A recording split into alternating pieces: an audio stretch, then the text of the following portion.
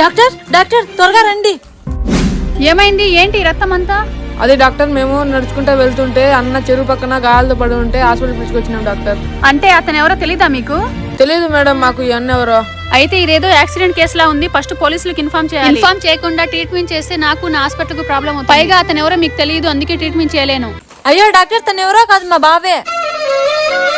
మరి తనేంటి అలా చెప్పాడు? తనకు తెలియదులే డాక్టర్, తను మా బావే. ఫస్ట్ ట్రీట్మెంట్ స్టార్ట్ చేయండి. ఓ అవునా, అయితే ఐసీయూకి తీసుకొని పదండి.